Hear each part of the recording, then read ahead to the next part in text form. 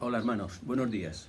Hoy, como cada domingo y en el Día del Señor, nos reunimos como hijos suyos, como hermanos, como iglesia, para estar en comunión, aunque sea en la distancia, gracias a los avances digitales, ¿verdad?, que tanto han contribuido en esta época tan difícil a poder mantener esa unión, que espiritual la tenemos siempre, ¿verdad?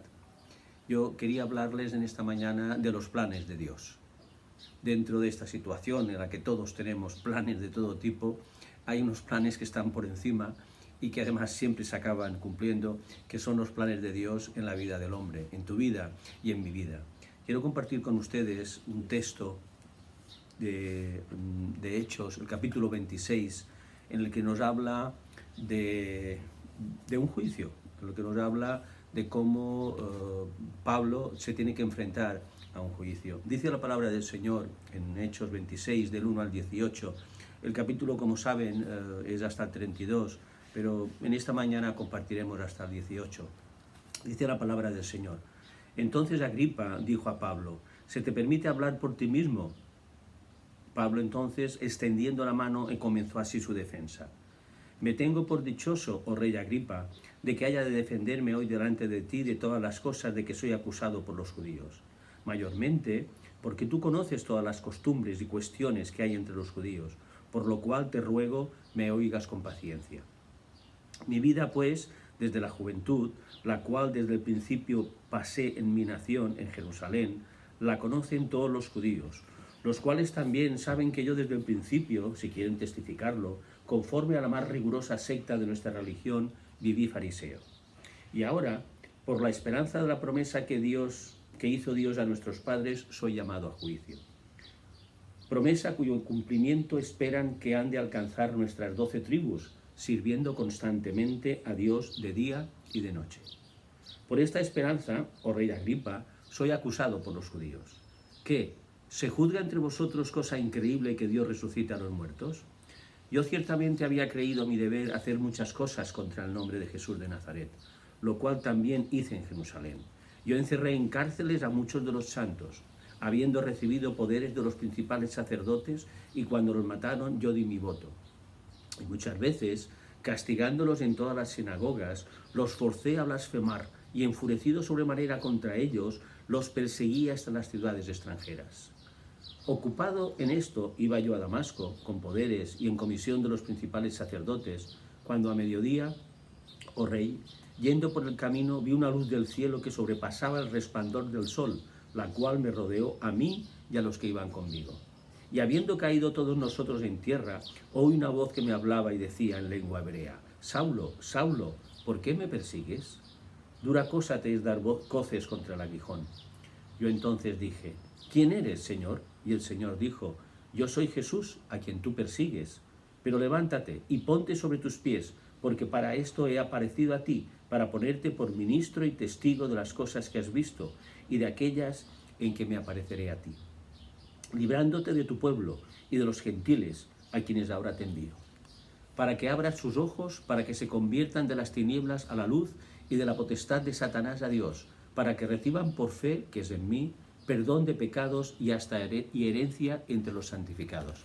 Hasta aquí la palabra del Señor. Brevemente quisiera que me acompañaran en una oración, cada uno desde su hogar, en el que reconozcamos que somos parte de ese plan de Dios. Te damos gracias, Dios y Señor, te pedimos que nos ilumines, que nos guíes en el plan que tienes para nuestra vida. Conocemos, Señor, pero que nos des una fe firme y fuerte, Señor, para adaptarnos a tu plan, Señor, obedecerlo, serte fieles, Señor, y tener la paciencia y la fe y la esperanza de que se cumplirá toda tu voluntad, Señor, en nuestras vidas y la de mis hermanos. Amén. En este texto nos habla, muy conocido, ¿verdad?, nos habla de un juicio, más bien que un juicio, era lo que se llama la vista previa a los juicios, en los que comparecen todas las partes, los testigos, los que acusan, los que defienden, si los hubiera, y aparecen las autoridades judiciales o del gobierno, ¿no? En este caso estaban todos los testigos y parece ser que solamente había testigos acusadores, ¿no? Estaba el gobernador Festo y Agripa como invitado especial, por deferencia.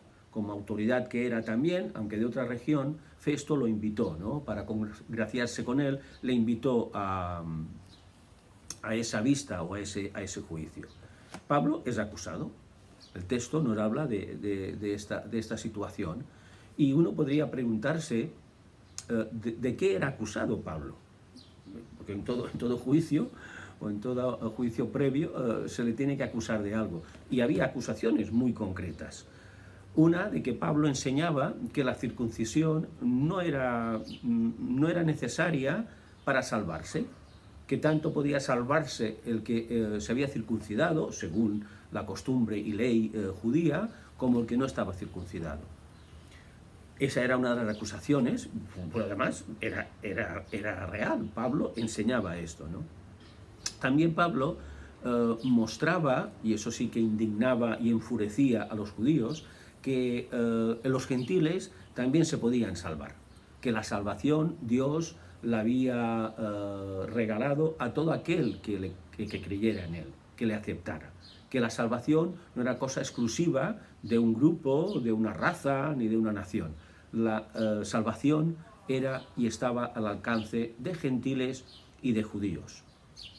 También enseñaba algo que tenía una doble controversia, porque entre los judíos, entre la religión judía, como ustedes saben, había distintos grupos o distintas sectas, digámoslo claramente, y una de ellas, los fariseos, a la que pertenecía también Pablo, enseñaba que la resurrección era real.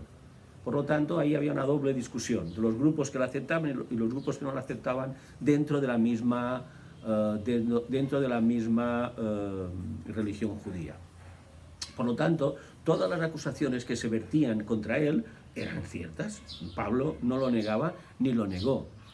Y quizá también el hecho de que todos seremos juzgados, que todo aquello que hagamos, que todas nuestras acciones y toda nuestra vida de alguna manera será valorada de una manera u otra, ¿no? Y lo que era terrible y aquello que realmente llenaba el vaso de la indignación judía era de sus propios hermanos, que Pablo se identificaba como creyente. Eso era algo que ellos no podían consentir, que Pablo, con lo que representaba a Pablo entre los judíos, se identificara y se definiera como cristiano, ¿verdad?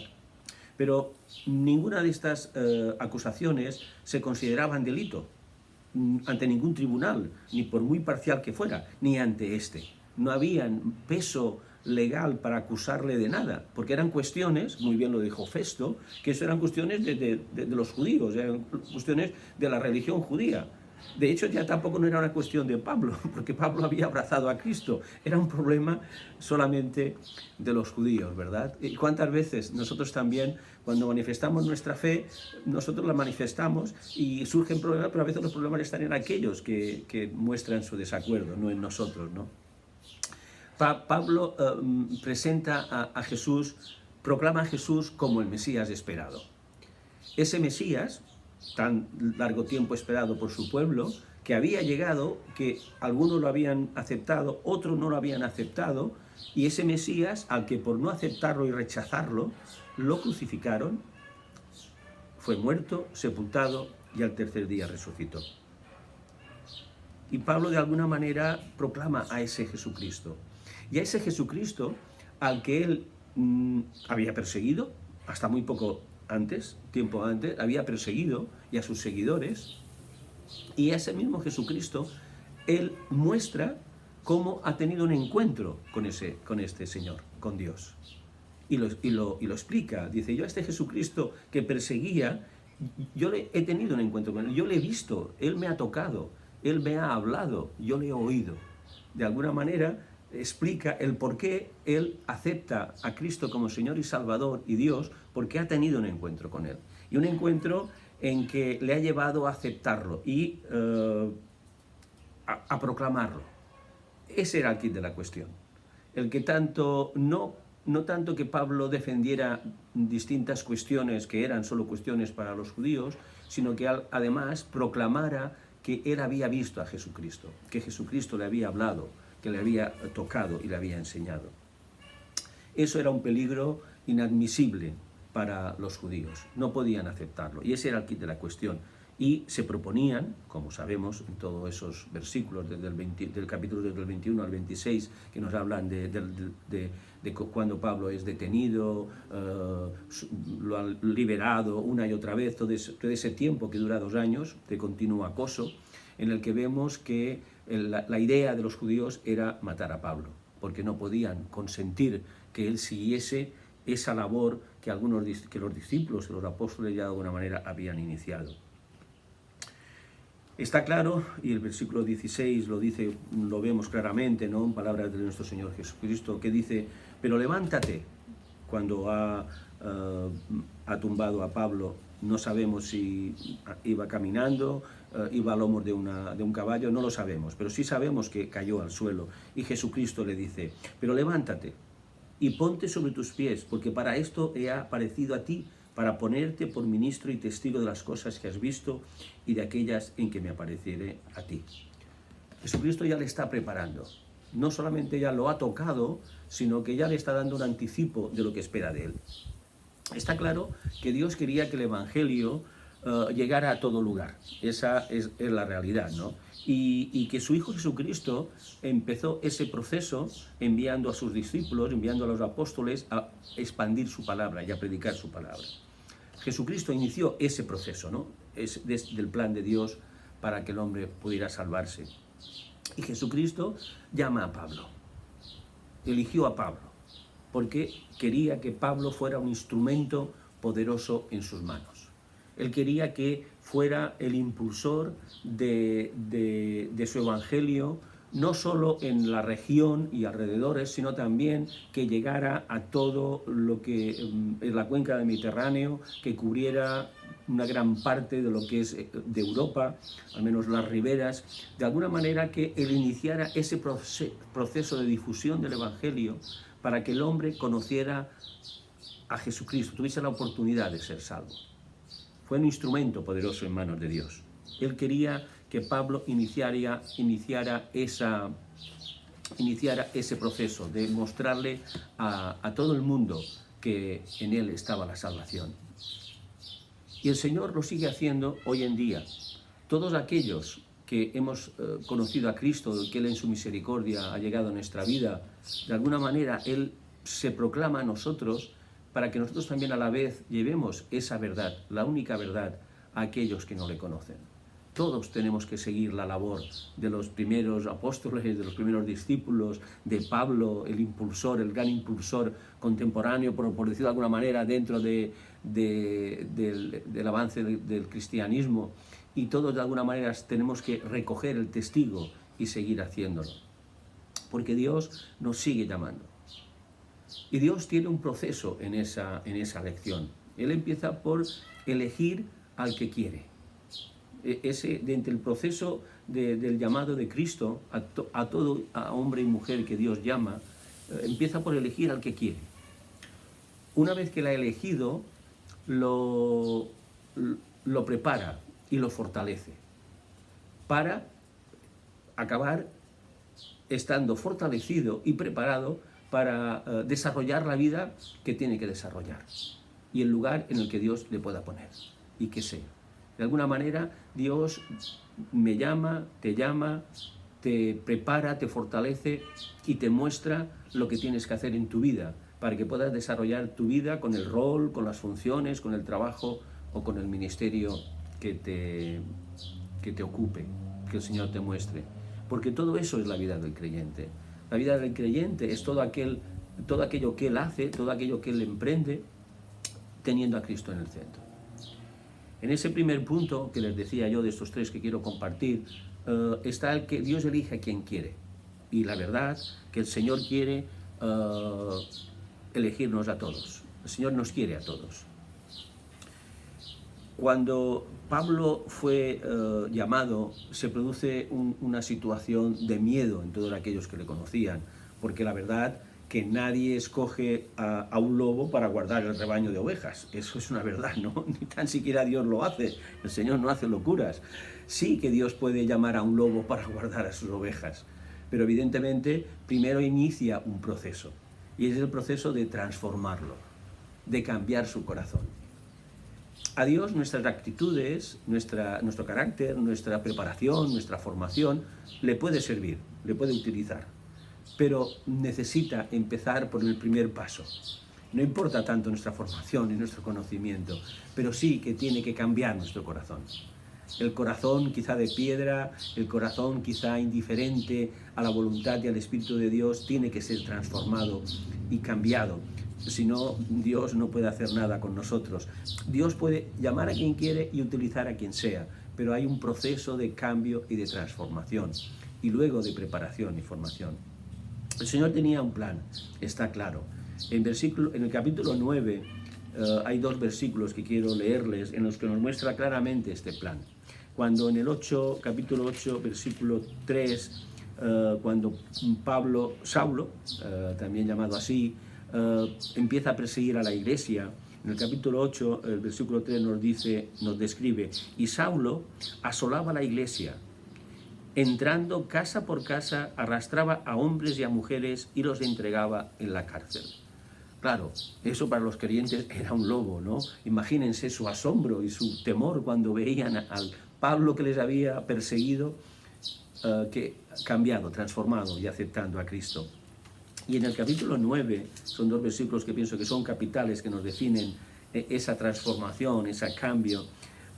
Palabras del Señor, en el capítulo 9, versículo 15, dice: el Señor le dijo, hablándole a Ananías, ¿no?, que fue comisionado para llegar a la casa donde estaba hospedado Pablo en Damasco, ciego. Recuerdan que con el toque del Señor durante unos días había perdido la visión, lo guardan y lo cuidan en este domicilio. El Señor toca a Ananías, un creyente, un discípulo de Cristo ya en Damasco, y le dice: ves a esta casa, la casa derecha, y ahí encontrarás a Pablo. Y Ananías se asombra y se asusta, y el Señor le dijo: ve, porque instrumento escogido me es este, para llevar mi nombre en presencia de los gentiles y de los reyes y de los hijos de Israel, porque yo le mostraré cuándo le es necesario padecer por mi nombre.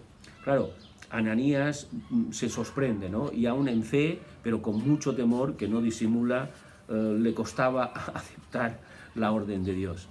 Muchas veces seguro que a ti y a mí te ha pasado, ¿no? Aquello que el Señor nos muestra y que sabemos que es lo que Él quiere, nos cuesta cumplirlo, ¿no?, porque nos da temor, porque creemos las consecuencias que nos puede traer, pero el Señor no se equivoca y sabe lo que nos conviene, ¿no? Porque Dios tiene un plan perfecto para cada vida, para tu vida y para mi vida. No somos perfectos, evidentemente, pero el plan sí que es perfecto. Nosotros no lo somos, pero el plan sí que lo es. Y en la medida que entendemos con fe, pero también con inteligencia y razonamiento, que la fe no está reñida con la capacidad de pensar y analizar, pero en la medida que entendemos lo que Dios quiere en mi vida y yo soy capaz de utilizar los recursos que Dios me ha dado en mi vida, en mi cuerpo, en mi psiquis, en mi mente, yo entonces puedo ir desarrollando ese perfecto plan de Dios a pesar de mis imperfecciones, para ir caminando e ir cumpliendo ese proceso de recibir el llamado de Dios. Pablo iba a ser un instrumento eficaz en manos del Maestro. Pablo, fariseo, maestro de la ley, miembro destacado del Sanedrín, persona destacada dentro de los sacerdotes, porque era enviado por ellos para detener y encarcelar a los judíos que se habían convertido, que tenían que ser eliminados porque eran un peligro para ellos muy grande. Dios evidentemente aprovechó las cualidades de Pablo. Pablo era un buen comunicador, una persona acostumbrada a hablar, a orar en grandes grupos delante de un auditorio, era una persona con capacidad para desarrollar y mostrar su fe. Era una persona que Dios quería emplear, como sabemos que hizo, y lo hizo grandemente. Pero lo importante para Jesucristo era cambiarle el corazón. Y Pablo tuvo que tener ese proceso de cambio, de maduración, de que el Señor le fuera mostrando, de que le fuera revelando. Ananías no se lo podía creer. Señor, tengo que ir a Pablo, pero si Pablo nos persigue, nos encarcela, nos detiene, no puede ser. El que sería el más grande apóstol pasó un tiempo oscuro y de soledad. Quizá tú, un servidor, todos recordamos cuando el Señor vino a nuestra vida ese proceso. No hay dos iguales, pero en los que tuvimos quizá tiempo de soledad, de dudas, de incomprensión de aquellos que habían conocido nuestra vida anterior y que ahora contemplaban algunos con estupor el que hubiéramos aceptado a Cristo y que quisiéramos seguirle. Pero también hay un tiempo de aprendizaje, de maduración espiritual, y Pablo lo vivió. Y quizá tú lo estés viviendo, y es un proceso de maduración que no cesa nunca, siempre va creciendo y va avanzando. Pablo lo pasó. Para empezar, salido de Damasco, del que tuvo que huir porque querían matarlo a él, una vez que ya sabían que había aceptado a Cristo. Entonces pasó un tiempo en el desierto cercano y en la región cercana, ¿no? Y empezó a predicar, quizá de una manera muy sencilla, quizá es la más eficaz y la más potente. El Señor se me ha aparecido, me ha hablado y me ha tocado y me ha cambiado el corazón. Y me ha comisionado para que le predique, para que lo proclame. No hay mejor predicación y mejor testimonio que este, ¿no? Porque Jesucristo nos elige a todos con el mismo objetivo. El objetivo de Cristo, del Señor, es el mismo. Lo que pasa es que los guiones son distintos según cada vida, ¿no? Cada persona lo desarrolla y lo vive de una manera distinta. Cada experiencia es distinta en cada vida, en cada experiencia vital, ¿no? En Lucas vemos las palabras de nuestro Señor Jesucristo en el capítulo 21, en la que el Señor le dice a sus discípulos que serán, por proclamar su nombre y por testificar de Él, serán llevados a los tribunales, serán azotados, serán castigados, incluso tendrán su vida por Él. Jesucristo no le dijo a sus discípulos, ni a aquellos que le escuchaban, que sería fácil. No les dijo que el seguirle, el servirle, el proclamarle, les saldría gratis, que de alguna manera tendrían que pagar un precio, pero que ese precio valía la pena pagar, porque era servir al Dios Altísimo. Y servir al Dios Altísimo con su ayuda y protección y la guía del Espíritu Santo. Pablo no se defiende realmente en ese juicio previo o juicio, podemos decir. Pablo lo que hace es proclamar a Cristo. Y Pablo lo que hace también es mostrarle a Agripa cómo era él antes y cómo es después de conocer. Quizá no hay mejor testimonio que este. Aquel que no acepta al Señor, que no acepta a Dios, por lo que implica aceptarle, muchas veces nuestras palabras más certeras, más sencillas y que nadie podrá discutir es: yo era antes de conocer al Señor, de que Él me alcanzara, no olvidemos que es Él el que nos toca. Yo antes de conocer al Señor era de una manera. Desde que le conocí, a pesar de las luchas, de los defectos, de los errores, ahora soy de otra. Eso es una declaración de peso que nadie podrá discutir. Y sobre todo aquellos que nos conocen, que nos han visto y conocido de antes, saben cómo somos ahora y que a pesar de todo hay un cambio radical en nuestra vida.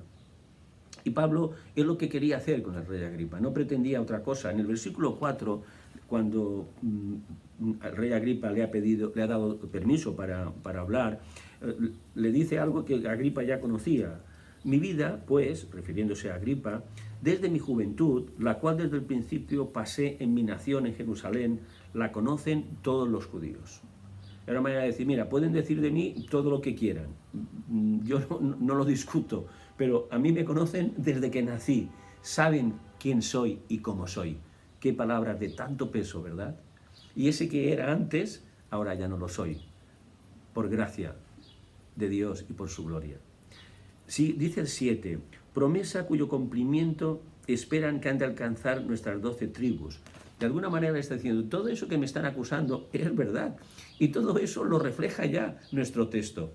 En el Antiguo Testamento hay promesas, hay profecías de lo que acontecerá. Y promesa cuyo cumplimiento esperan que han de alcanzar nuestras 12 tribus, sirviendo constantemente a Dios de día y de noche.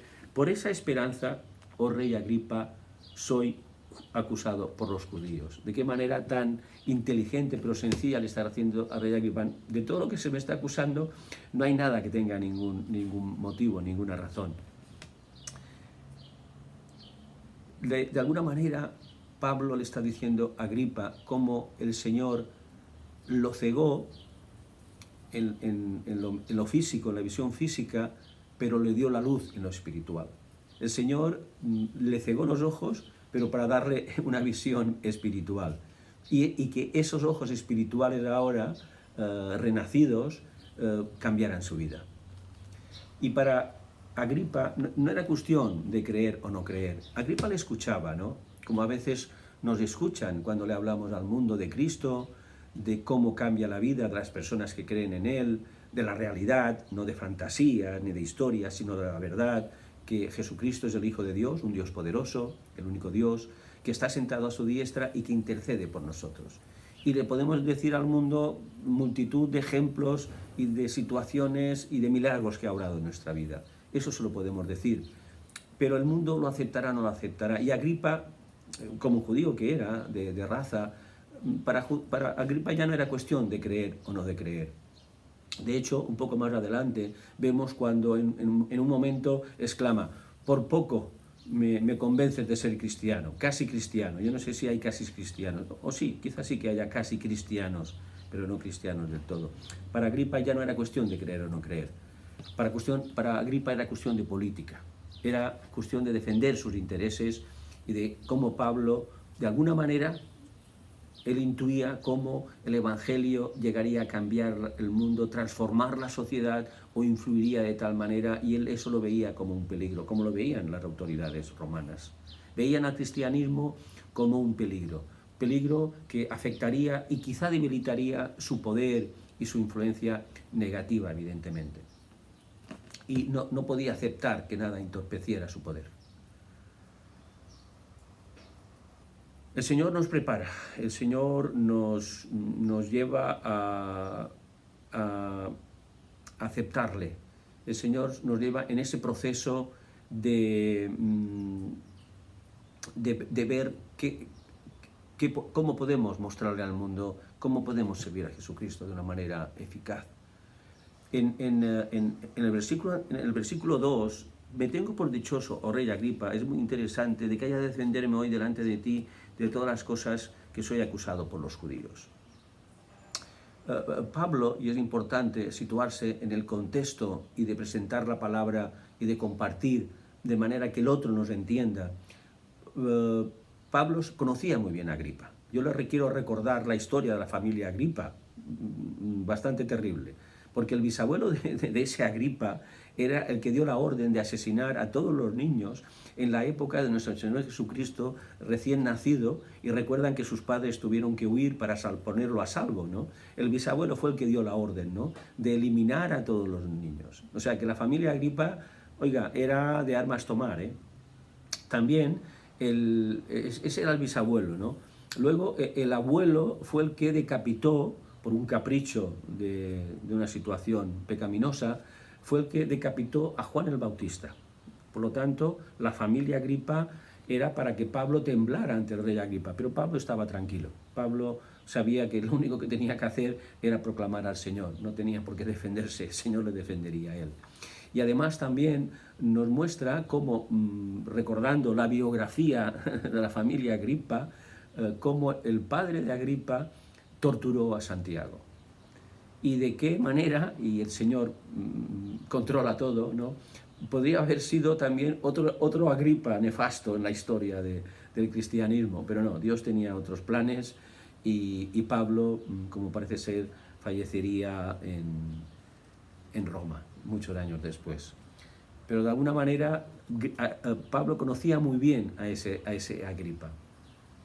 Pablo pasó un proceso, empezó a mostrar, a enseñar, tuvo incluso situaciones de tensión con otros cristianos, en los que quizá recordaban todavía su etapa anterior y no se lo perdonaban de una manera consciente o inconsciente, pero Pablo tuvo paciencia, Pablo no se enfrentó, Pablo desarrolló lo que Dios le había mostrado, en una región o en otra región, de una manera o de otra manera. Pablo fue un instrumento en las manos del Señor y no entró en ninguna polémica, porque él tenía claro que lo que tenía que hacer era obedecer lo que Dios quería en su vida.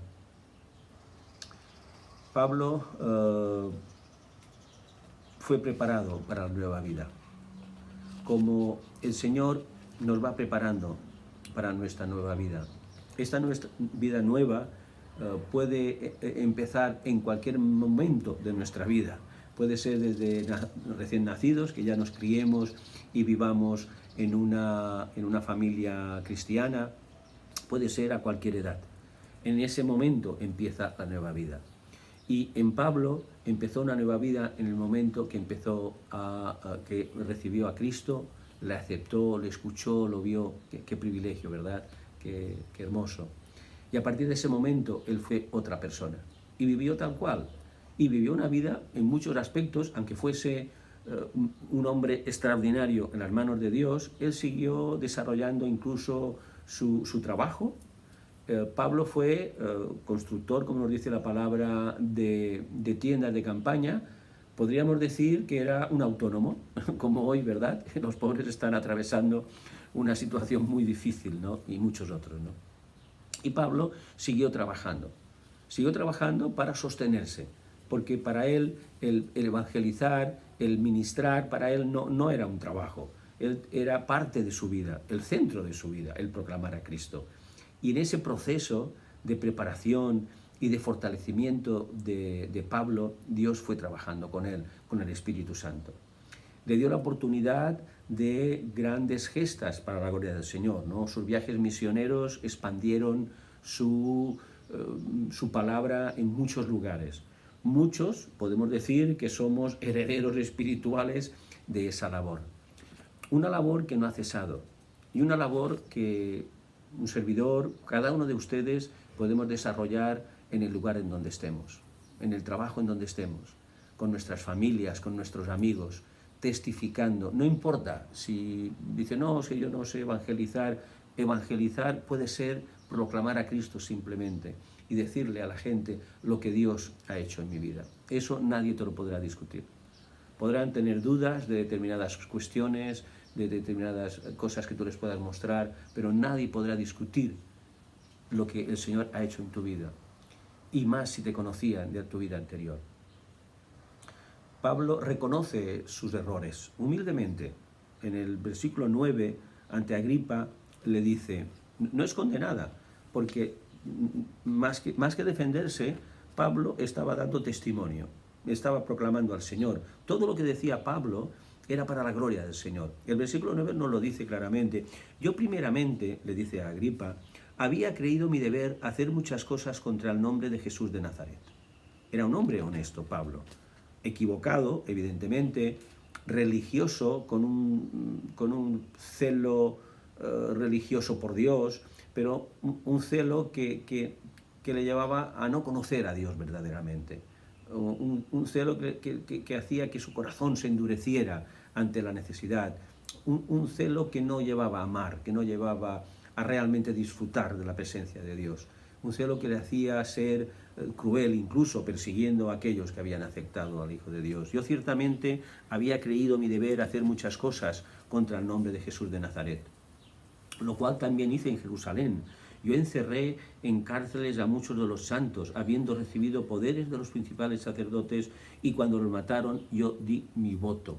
Imagínense cómo estaba impactando todo lo que estaba hablando y explicando Pablo en aquello que le estaban escuchando. Claro está que parece ser, por el contexto del pasaje, que la mayoría debían ser judíos que le acusaban, ¿no? Con buena o con mala intención. Pero también debía haber creyentes judíos que habían aceptado ya a Cristo. Y no sabemos si de las autoridades, de los soldados, de los jueces, de toda la gente que había en aquel auditorio, quizá estaban pensando y debían decir, cuán fuerte tiene que ser ese poder que ha tocado a Pablo, que de perseguir a creyentes y a cristianos, ahora él es perseguido por ser cristiano. Debía reflexionarles. Y yo te puedo asegurar que al mundo podrá recibir o no recibir a Cristo. Quizá de la misma manera que nosotros fuimos duros antes de aceptarle, pero no podrán dejar de impresionar y de reflexionar en Cristo cuando tiene poder para cambiar y transformar vidas. Eso es lo que estaba diciéndole él a Agripa. Saulo humildemente reconoce sus errores y su terrible pasado, porque para ver una transformación completa y real y profunda, tenemos que partir de ese convencimiento y de ese aceptamiento, que aquello que fuimos ya no lo somos, ni lo seremos con la ayuda de Dios, porque el Dios nos ha tocado y nos ha transformado. Pablo, según sabemos de su biografía y de su vida, vivía correctamente como judío. Era una persona honesta, una persona moral en el sentido de que cumplía las leyes, pero de una manera rígida, de una manera sin amor, sin compasión. Él realmente hacía lo que debía hacer. Era un hombre, incluso podríamos decir, en aquella época por lo menos, políticamente correcto, ¿no? Esta expresión que se usa tan en boga ahora, ¿no? Porque era el modelo de la sociedad de aquel momento, ¿no? Y él correspondía y él respondía a la sociedad y al modelo que se tenía, ¿no? Y el judío tenía que hacer esto, tenía que hacer lo otro, cumplir unos ritos, respondía al modelo de lo que se esperaba de un judío, ¿no? Él vivía correctamente y él se creía cumplidor, y lo era, según su criterio, ¿no?